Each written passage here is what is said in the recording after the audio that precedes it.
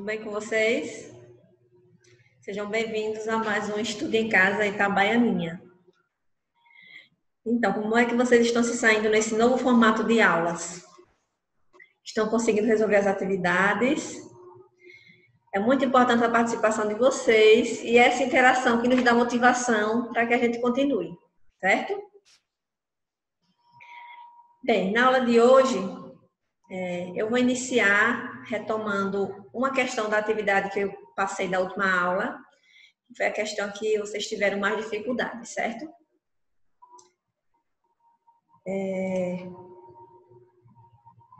Antes de iniciar, eu trouxe um versículo da Bíblia para que a gente reflita, porque ele tem a ver com o conteúdo da aula de hoje, certo? O título da aula é O Nome das Coisas, né? Vamos refletir sobre esse trecho. E o homem deu nome a todos os seres vivos, a todas as aves do céu, a todos os animais campestres. Gênesis 2:20. Então, você já parou para pensar sobre a importância da palavra na construção dos textos que nós lemos e escrevemos? Quando a gente nomeia alguma coisa, a gente atribui valor, né, de acordo com as nossas impressões, certo? Então, a gente sabe que as palavras, elas têm dois modos de representação. Um que é convencional, é aquele que a gente encontra no dicionário, né? E outro que é criado no contexto comunicativo. Ou seja, ele é reconstruído intencionalmente, né? Então, na aula de hoje, nós iremos analisar diversos gêneros e observar os efeitos de sentido que as palavras causam, né? Identificando quando a gente utilizar, por exemplo, um substantivo concreto, né? Ou um abstrato. E como a gente pode produzir textos reconhecendo os valores semânticos, os valores de sentido, enquanto leitores e escritores. Certo? Vamos retomar a questão, né, da atividade anterior. É uma tira de Mafalda, né? E a gente lembra que na aula anterior nós trabalhamos com os efeitos gráficos visuais utilizados nesse tipo de texto, né? A questão dizia o seguinte: o efeito de humor foi um recurso utilizado pelo autor da tirinha para mostrar que é o pai de Mafalda. Lembre que nós temos que observar todos os recursos utilizados, né? As expressões dos personagens, as falas, né? Então, no primeiro quadro, nós temos aí a imagem de Mafalda, né? Nesse momento, sem voz, que ela está só observando, né? O que instiga a curiosidade dela. Ela vê que o pai pega um livro grosso. No segundo quadro, nós ficamos sabendo que é um dicionário, né? O pai consulta o dicionário. No terceiro quadro, ele guarda de volta e sai, né? Mafalda continua sem entender, né? Porque a pessoa pega um livro para ler e devolve no mesmo instante. Aí ela chega à conclusão no final. Desse jeito, você nunca vai terminar de ler um livro tão grosso, né? Só que aí nós temos que retomar alguns conceitos. Primeiro, para que serve o dicionário? Ele é um livro para ser lido em sua completude? Não, nós utilizamos o dicionário para consultar o significado das palavras. E foi isso que ele fez, né? Então, a questão pedia, né, que você localizasse o efeito de humor produzido, né? O que foi que gerou o efeito de humor? Qual é a alternativa que melhor se enquadra? Ela diz o seguinte, lá, a letra A diz, revelou desinteresse na leitura do dicionário. Não. Se ele pegou o dicionário para consultar, então ele teve interesse sim, né? B, tentava ler um dicionário, que é uma obra muito extensa. Nós sabemos que não foi isso que ele fez, né? Quem pega um livro como dicionário sabe a intenção dele, né? Então, a intenção dele era só descobrir o significado de uma palavra. O C, causou surpresa em sua filha ao se dedicar à leitura de um livro tão grande. Na verdade, ela ficou curiosa, né, em saber o porquê o pai não tinha continuado a leitura, né? E não que o pai estava lendo um livro tão grosso.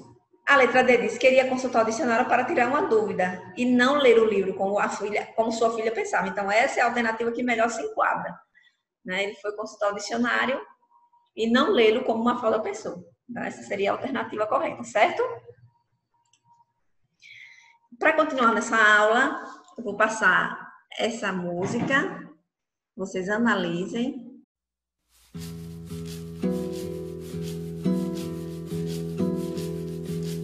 Para calar a boca, ri-se-nu, para lavar a roupa, homo, para viagem longa, jato, para difíceis contas, calculadora. Para o pneu na lona, jacaré, para a pantalona, nesca, para pular a onda, litoral, para o lápis ter ponta, apontador. Para e o Amazonas, látex, para na Pamplona, cis, para trazer à tona, homem rã, para melhor azeitona, Iberia, para o presente da noiva, marzipan, para o Adidas e Conga Nacional, para o outono, a folha, exclusão, para embaixo da sombra, guarda-sol. Para todas as coisas, dicionário, para que fiquem prontas, paciência, para dormir a fronha, madrigal, para brincar na gangorra, 2, para fazer uma touca bops, para beber uma coca drops, para ferver uma sopa graus, para a luz lá na roça, 220 volts,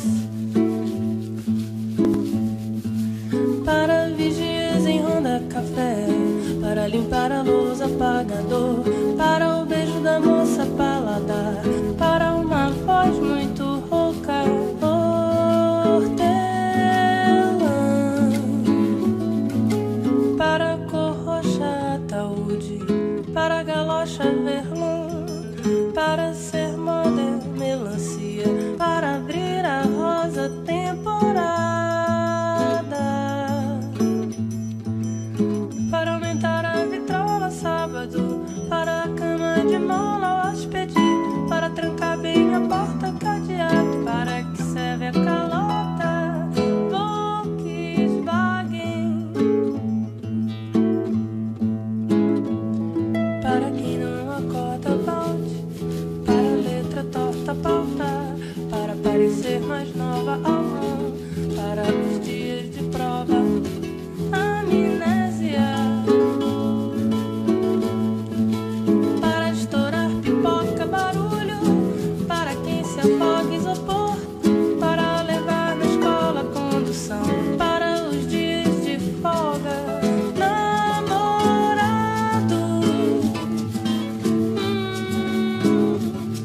para o automóvel que capota, guincho, para fechar uma aposta, para ninfo, para quem se comporta, brinde, para a mulher que aborta, repouso,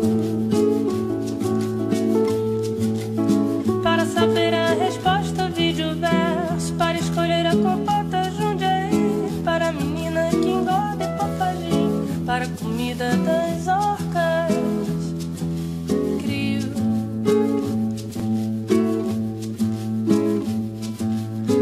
para o telefone que toca, para a água lá na poça, para a mesa que vai ser posta, para você o que você gosta, diariamente.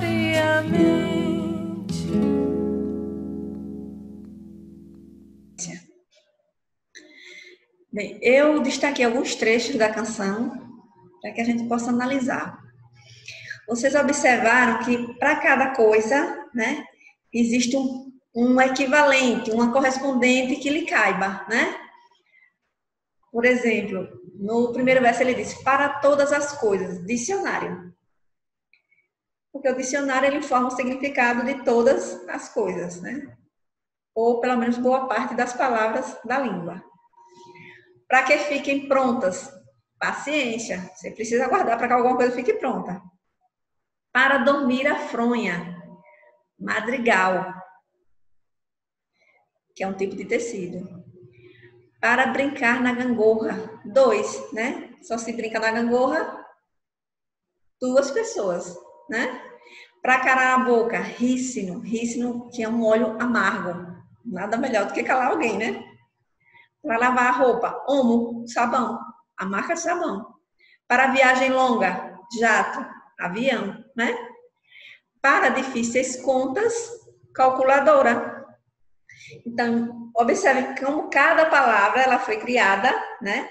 A partir de um valor atribuído, né? Por exemplo, eu tive uma cachorra de estimação e o nome que eu dei a ela foi Preciosa, que era isso que ela representava para mim, né? Era algo precioso.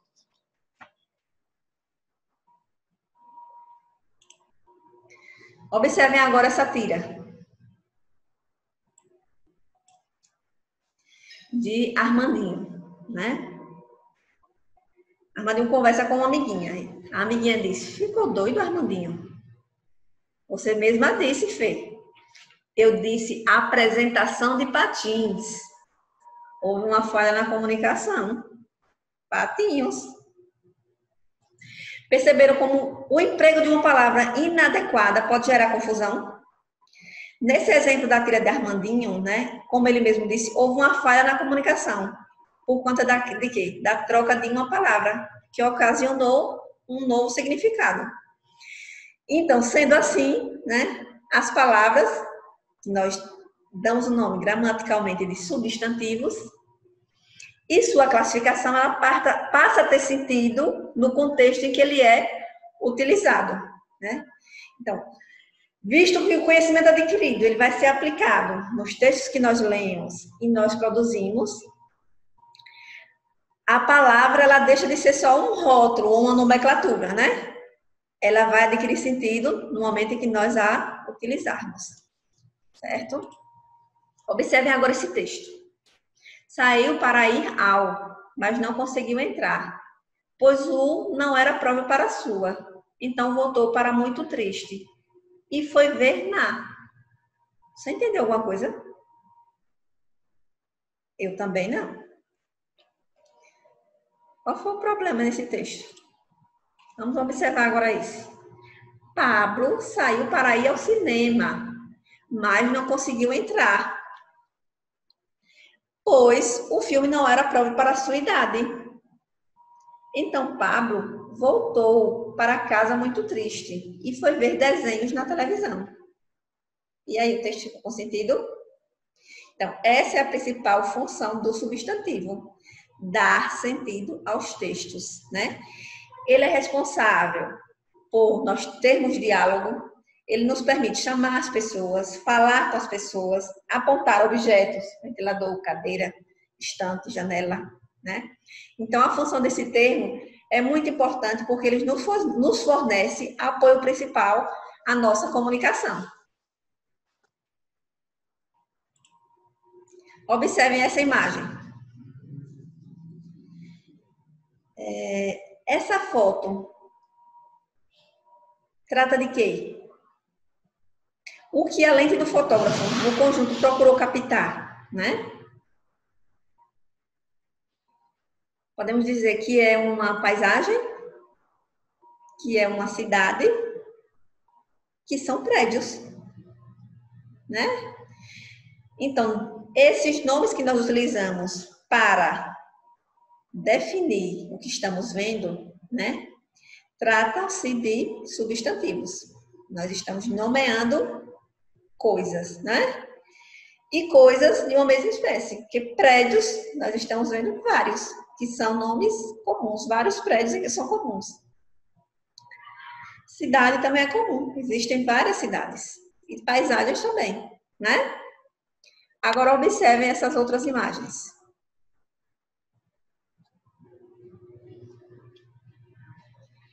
Vocês conseguem identificar de onde são essas fotos?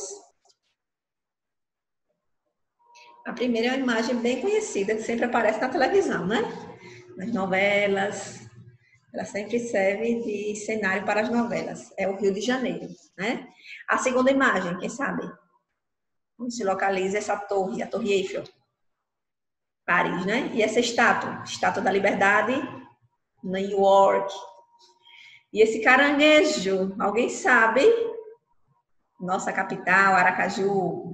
E a quinta foto, uma imagem bem comum, a cidade dos anões, Itabaianinha. Muito bem, então vocês notaram que para nos referir a essas imagens, nós utilizamos um nome específico, né? Que nós dizemos que é um nome próprio, certo? Que não é algo comum a vários seres, certo? Então, nós dizemos que esses nomes próprios são substantivos próprios, né? Agora, observe essas outras imagens.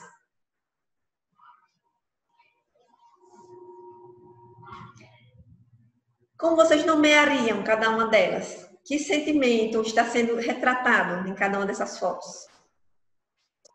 Na primeira imagem, esse emotion, o que ele representa para você? A cara brava, né, de raiva. E a segunda foto? Um sentimento de solidão, tristeza, né? E a terceira foto? Vaidade, né? Então, esses elementos que nós acabamos de citar, né, são sentimentos, né?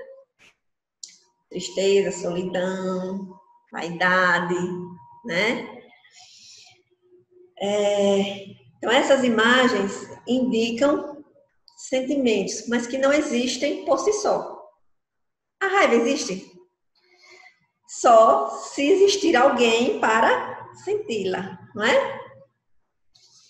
Então, alguém que sinta, né, como o caso da tristeza, por exemplo, né? É necessário para que exista o sentimento, né? Então, todas essas sensações, sentimentos, qualidades também, eles necessitam de outro ser para que existam. Por isso que nós chamamos de substantivos abstratos. Eles não existem sozinhos, necessitam de outros seres para existir. Certo? Agora vocês aí, onde vocês estão, no ambiente que vocês estão, observe o que está próximo a vocês. Cadeira, televisão, planta. Esses objetos que nós nomeamos, eles têm vida própria, independente de qualquer outro ser, né? Então, nós dizemos que eles são substantivos concretos, certo?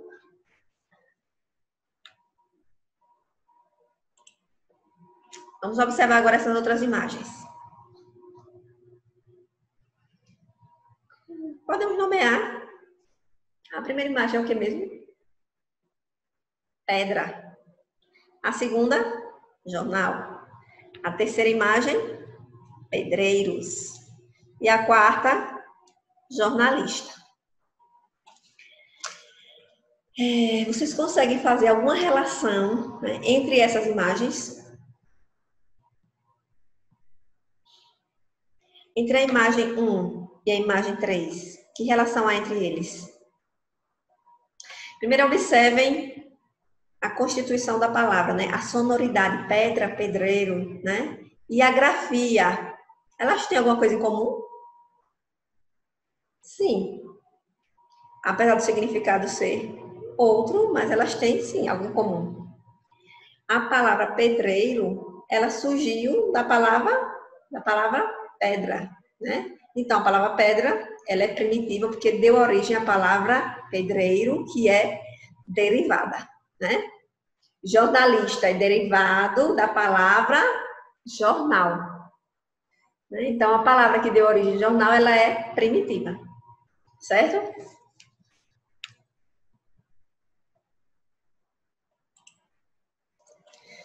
Vou passar agora outra música que a gente vai analisar também a formação dessas palavras, tudo bem?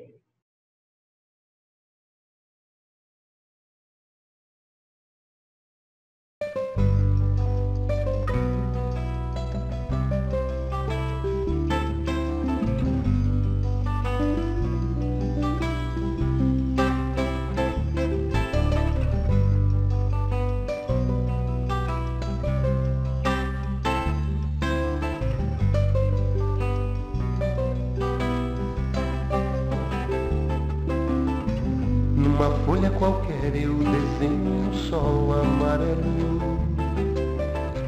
e com 5 ou 6 retas é fácil fazer um castelo. Com o lápis em torno da mão e me dou uma luva, e se faço chover com 2 riscos tem um guarda-chuva.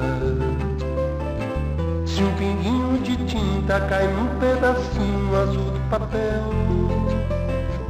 num instante imagino uma linda gaivota voar no céu. Vai voando, contornando a imensa curva, norte-sul, vou com ela, viajando Havaí, Pequim ou Istambul. Pinto um barco a vela, branco navegando, é tanto céu e mar num beijo azul. Entre as nuvens vem surgindo um lindo avião, passa a engrenar tudo em volta, colorindo com suas luzes a piscar. Basta imaginar que ele está partindo sereno, indo, e se a gente quiser ele vai pousar.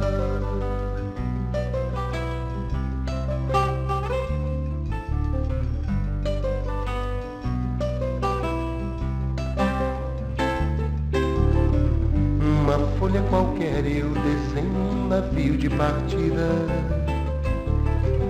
com alguns bons amigos bebendo de bem com a vida. De uma América a outra consigo passar num segundo. Giro um simples compasso e num círculo eu passo o mundo. Um menino caminha e caminhando chega no muro, e ali logo em frente a esperar pela gente o futuro está. E o futuro é uma astronave que tentamos pilotar. Não tem tempo, nem piedade, nem tem hora de chegar. Sem pedir licença muda a nossa vida, depois convida a rir ou chorar. Nessa estrada não nos cabe conhecer ou ver o que virá, o fim dela. Ninguém sabe bem ao certo onde vai dar. Vamos todos numa linda passarela de uma aquarela que um dia enfim descolorirá. Numa folha qualquer eu desenho um sol amarelo que descolorirá, e com 5 ou 6 retas é fácil fazer um castelo que descolorirá. Giro um simples compasso e num círculo eu faço um mundo que descolorirá.